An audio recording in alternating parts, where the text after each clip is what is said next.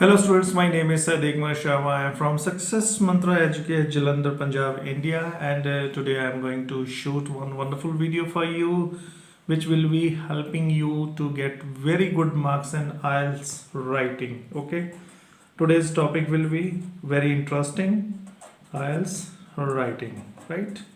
Especially I'm going to discuss about the task 2, what tips and tricks we need to have to get the 7 plus bands. Okay, and the first tip, let's start the video. The first tip will be read the question carefully. Read the question carefully. What students generally do, they do not read the question carefully. They are always in the stress to complete their exam as early as possible because there is a shortage of time. So they don't read the question. Once they don't read the question carefully, they don't understand what is the broad topic, what is the subtopic, right? If those things are not clearly understood, definitely it is going to pose a great challenge for us and we will not be able to stick to the topic which is being asked. The second important thing which we need to notice, how many parts it has.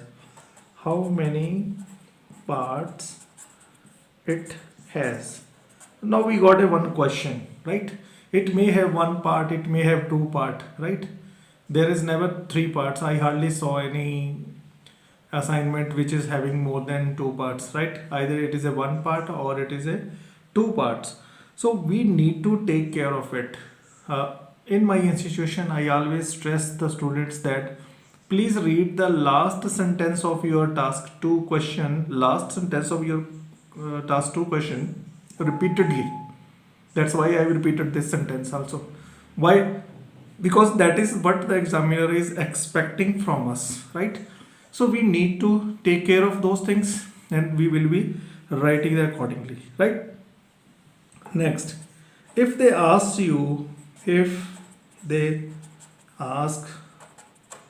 more views, more viewpoints, write accordingly.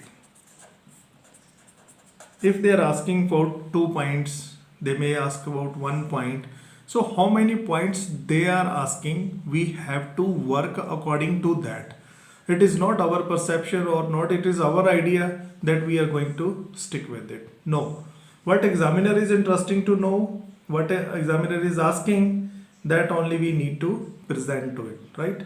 If idea is only one idea is to be given. If they are asking for idea 2, the 2 ideas are to be given, right? Next, watch for the plurals. Watch for plurals. That means sometimes they say is, sometimes they say are. If the question is coming with the are, what are its advantages and disadvantages? It clearly implicits, it clearly shows me that I need to write at least 2 advantages as well as 2 disadvantages, right? The next important tip, please watch out for 2 crucial words. I say these words are extremely crucial. One is and second is your or. Okay, I delete and here so that you don't get confused. It will come and also, there may be or also. Please try to find out what is the difference, right? I'll pick a very simple topic, and my topic is most of the people like to enjoy the non-veg items. What are its advantages and disadvantages? So my dear students, if and is coming, if and is clearly seen and is clearly understood, we have to write both sides. We have to write both the sides. I cannot go with one side. Otherwise, my task response and my structure will be weakened and I will not be able to score more than 5.5. That is guaranteed, right? In another case, if or is given, they say that non-veg is a good and people like to enjoy it, blah blah blah, they will write in the first sentence, right?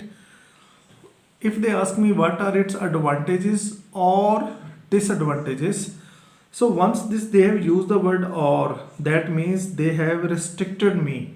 So I have to be on one side only. I have to be only one sided, right? And they never give and or together. No, I have not seen any of the assignment in which and or both are given together. It will never come, right? So next time when you are going to watch about your task 2, please focus on this, and is given or is given, right? Next important thing, never be short of 250 words. Never be short of 250 words. And I advise to my students to at least go around 275 to 300. And there is no need to write more than 350 or 400 words. There is no restriction about this. But the words, if we are writing the more words, there are chances that number of mistakes will also be more, right? So we need to take care of these tips. Okay. The next one, there are chances that more than 98% the task 2 generally comes in the present tense or sometime in future, right? I have hardly seen any assignment of task 2 which has come in the past tense. So there are the least chances, I again repeat, there are the least chances that you may find an assignment of task 2, especially in academic or even in journal. The task 2 is 98% is in the present tense or it is in the future tense. So we need to be conversant with these, right? So we need to understand what is can and what is should. If I say about can, it shows basically the ability, and if I say the should, so then it means that it is mandatory or it is compulsory to be done, right? Next, please do add some logical examples in every BP.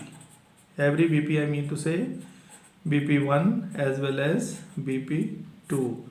I don't find any logic that examples are given either in the introduction or in the conclusion. No introduction, no conclusion, no example. The best placed examples are only in BP1 and BP2, right? When you have written the whole paragraph, I mean to say when you have written the BP1 and the BP2, please do end it. Do end it with hence or eventually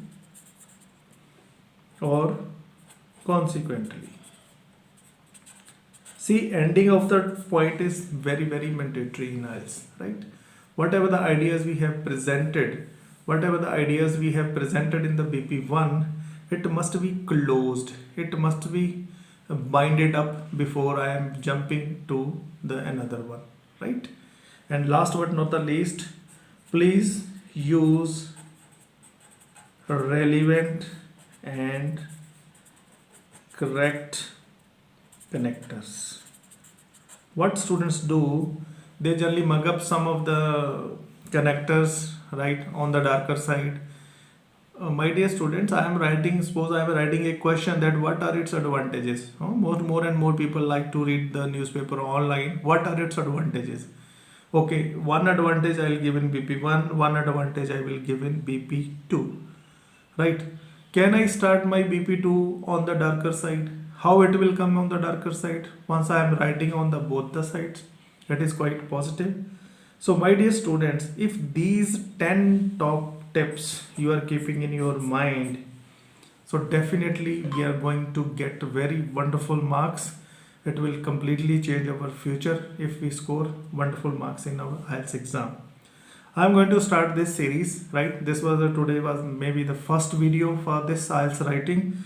So I'll keep on discussing do's and don'ts, that what the IDP or British Council is looking forward, right? So if these things are being followed by the students, definitely they are going to get the wonderful marks. If you have not subscribed to my channel, I request you to kindly subscribe so that I give you the best videos. Please do pass on your comments to me and share my videos with your friends, those who even not subscribe to me. Let the whole world be enlightened. Let the whole world be the peaceful. Take care of yourself. Bye bye.